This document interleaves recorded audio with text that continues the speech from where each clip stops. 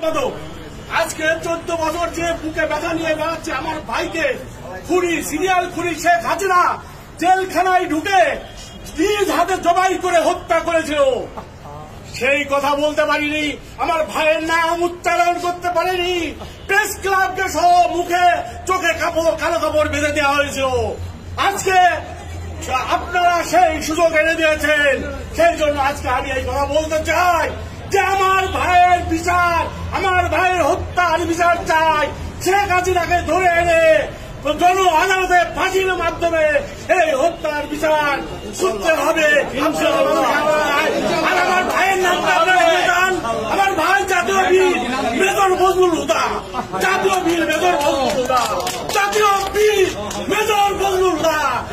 মুক্তির মহান দিবস ঐতিহাসিক 15ই আগস্ট, মুক্তির মহান দিবস ঐতিহাসিক 5ই আগস্ট, 2টা আগস্ট আমরা পেয়েছি।